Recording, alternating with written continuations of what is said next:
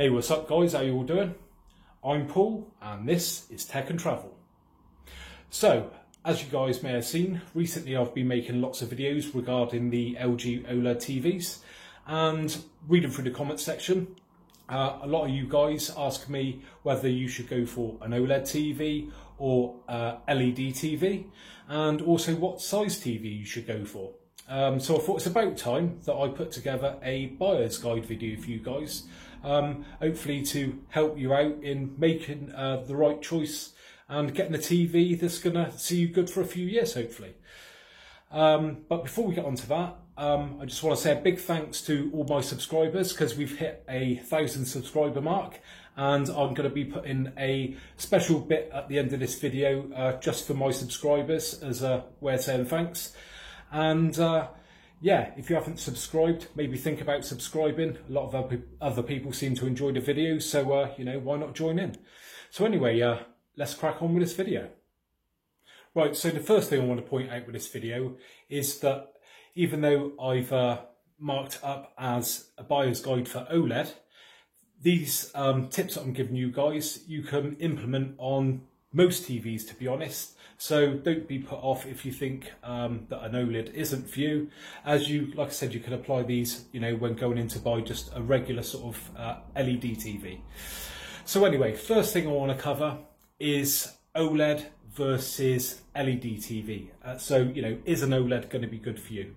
Now, again, I quite often get asked, you know, about the burn-in situation and that, and people say, you know, will I get it? And the answer really to that is only you can make that decision of whether an OLED's going to be good for you or not. But what I'll do is I'll give you a few sort of bits of information that hopefully will make you make that right decision for yourself.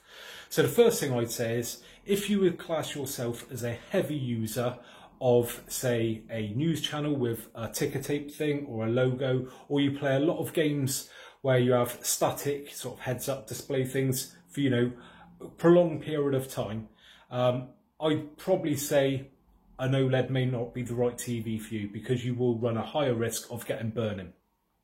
If you say, you know, you use a TV just as, you know, a regular viewing of, you know, bit of this, bit of that, not sort of stuck on one channel with, it's the logos that do it, you know. If you're not on a channel that's stuck with a logo all day, you're probably going to be all right, to be honest.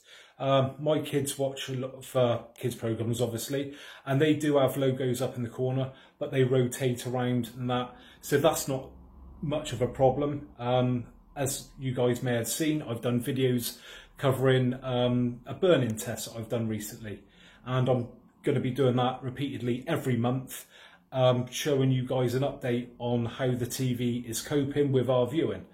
So you may want to go and look at that. I'll put a link in the description below, and you can see the progress of how the TV is handling our viewing. Advantages of OLED are viewing angles. So if I just show you guys,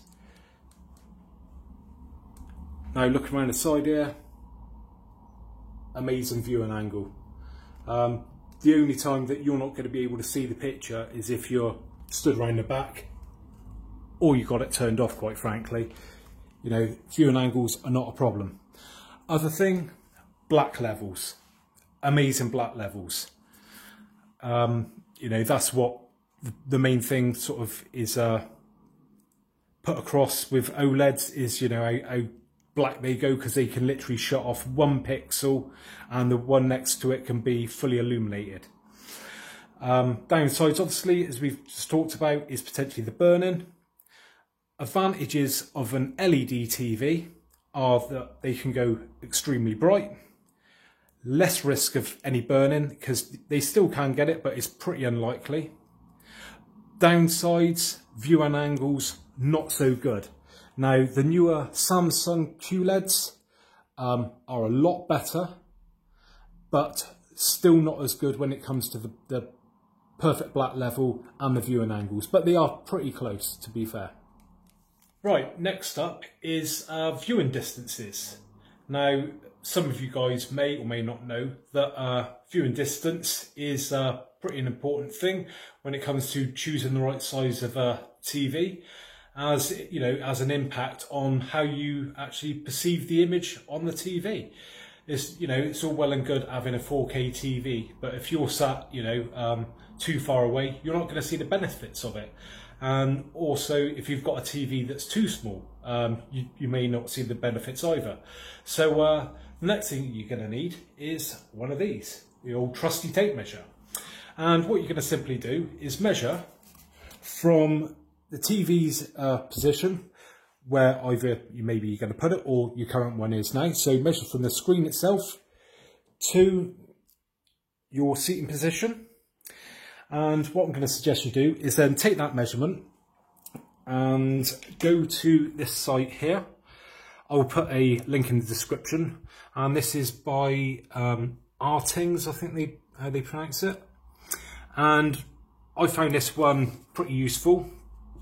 And what you do is you put in your measurements that you've got in, say, feet and inches or meters. Just drag the slider along there. And what it will do is, when you've put it on right sort of distance, it will tell you the ideal screen size for you.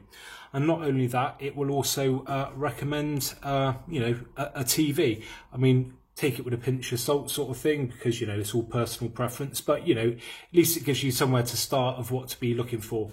And, like I said, you don't want to be getting a TV that's far too big or far too small to get the best out of it. And what I'd suggest is, if you find that the TV, you're going to have to go up in size, it's going to put a bit of an impact on your budget, maybe think about going down a model. Get a slightly cheaper sort of model of TV, but get the correct size, because that is just as important as having the really sort of best one out there sort of thing. Like I said, it's all well and good having the best image, but if you're sat miles away, you're not going to see the full advantage of it. So you've got your measurements to hand now for your TV. You know what size is going to be suitable for your room. And the next thing that you're going to do for when you go to view a TV is to take some media with you. Now, I've been pretty shocked when I was looking for a TV. I went to one of the biggest retailers in the UK to look at a TV. And when I asked to watch just some regular TV, they couldn't accommodate me. They said, unfortunately, the only thing that they could show me was the demos, because the TV wasn't hooked up. Which is pretty unacceptable, and I personally wouldn't buy a TV from anywhere who ain't willing to accommodate you. So what I suggest is maybe get your favourite Blu-ray, or maybe think about putting a favourite TV show onto a memory stick, or even maybe a video that you've got on your phone. Watch it on your current TV now, get used to that image. So then you've got something to compare it to when you go to the shop. Now, this might seem over the top, but even think about taking along your own Blu-ray player. If they haven't got one that they're willing to hook up for you, take your own. Take your own games console along. If you're spending a couple of grand on a TV, you're going to want to make sure you're getting, the right image for you. It's no good watching their demos. They're always geared up to make that TV look as best as it can. But when you're going to play your games console or watch your favourite soap opera, it might be a load of junk. So, don't be afraid to take your own stuff along. Any decent shop shouldn't have a problem if you say, can I hook up my DVD player, please? I've gone to other electrical stores in the UK. They got no problem with that. They've let me take my games console along before and play a game that I want to, play on it. Why should they be bothered? So yeah, that's the next thing I'd say is get media sorted. Right, let's move on to the next one. So you're in the retail store now, and you know what size TV you need. And the next thing I'm going to suggest is to take the tape measure again. Now, what you're going to do with that is measure out your seating distance again, like you did earlier, so let's say it's 11 feet. Measure that away from the TVs that you're looking at, and watch the TV, the media that you're taking in, from that distance. There's no point in, standing an inch away from the TV saying, oh, that looks good. because you ain't going to be watching like that when you get home. You know, how many times have you seen people in store going, oh yeah, you know, oh look at the detail. But who watches a TV like that? You know, I don't think I've ever seen really anyone pace out their own viewing distance and, you know, sort of watch it from there, which is comical really. I mean, again, as daft as this may sound, if the TV's set up a bit higher than you normally have it, don't be afraid to sort of kneel down in the shop and watch it. You know, get to, you know, where you would be sat at home. You know, don't be standing up if the TV's like right down low and you don't have it like that at home. That's no point. Try and recreate exactly how it is at home. Right, you can't do the lighting and things like that, but get it as close as you can do, because that is the way that you are going to be watching it 99.9% of the time.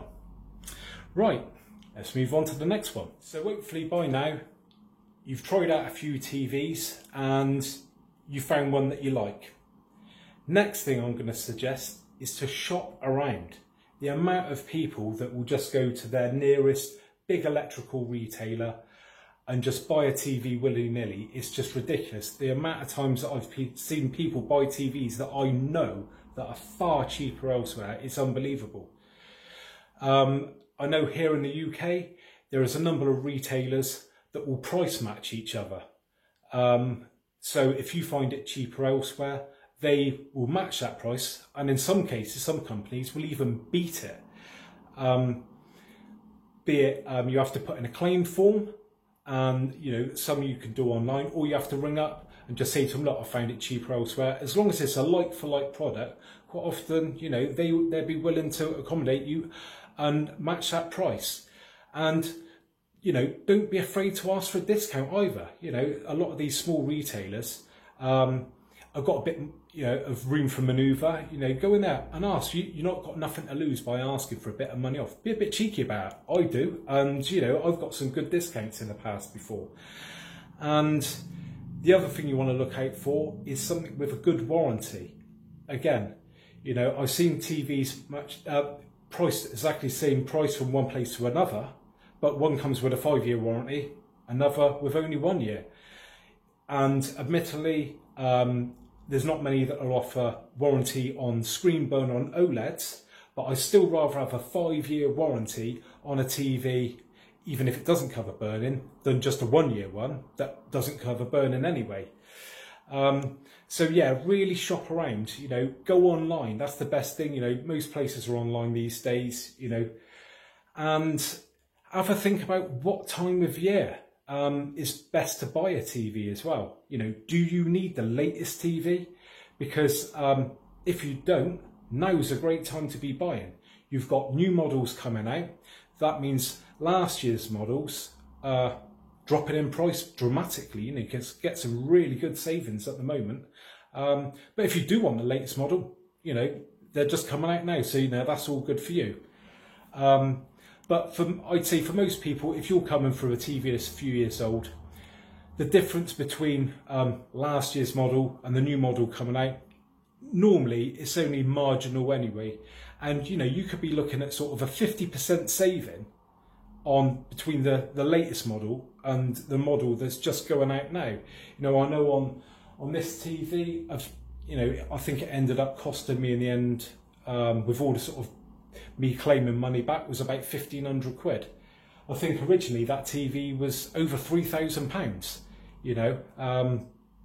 So a fair bit of saving to be had, you know, if you're not, you know, if you're willing to, you know, sort of wait a bit and, you know, wait for the prices to drop. So something to think about there. Right, so the last thing I want to cover on this buyer's guide is for anyone who's thinking of buying one in store and taking it home. So you might want to actually bear in mind the size of these TVs.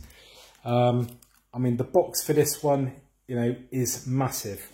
The amount of times that I've seen, you know, people trying to load, you know, a massive TV into the back of a Mini and it not fitting, you know, is unbelievable. People don't seem to think about it. So, you know, bear that in mind. Take your tape measure again. You know, if you think you're going to pick up one from the store, measure it up. A lot of these stores these days are willing to do free delivery anyway. So, you know, it's probably a better bet getting them to deliver it, then you've got no worries about you damaging it, you know, on your way or it not fitting in your car. So there you have it then, guys. Hopefully you found that video useful, and good luck with buying a new TV. And if you have enjoyed this video, I really appreciate it if you give me a thumbs up, and like I said, maybe think about subscribing.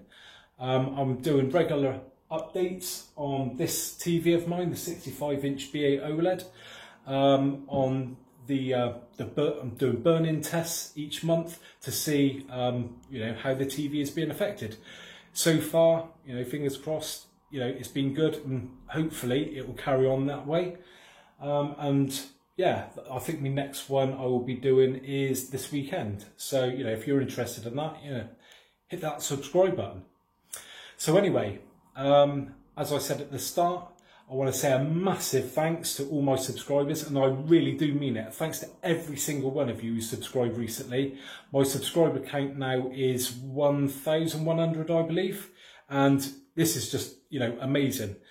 I didn't realise that going over the 1,000 subscriber mark opens up a whole lot of other doors when it comes to YouTube, and a lot more opportunities for me. I can do a lot more, and I'm hoping off the back of this now, in the future, I will be able to get more TVs like this to do videos for you guys.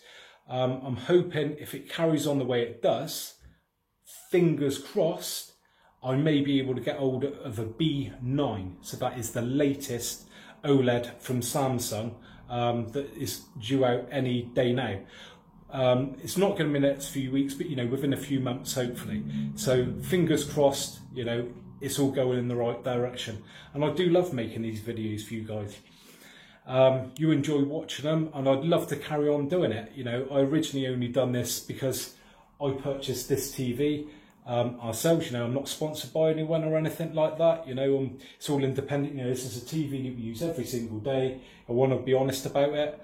And I can't, I didn't think really I'd be able to afford to just go out and buy TVs willy-nilly. At this moment in time, I can't, but if things carry on like they are with YouTube, hopefully it will be improving money-wise, and I will be able to do that. And I'd love nothing more to make even more videos for you guys. It's really, really great.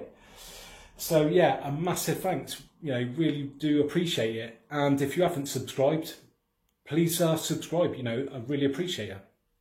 So anyway, thanks once again, and hopefully I'll catch you guys on the next one. Bye for now.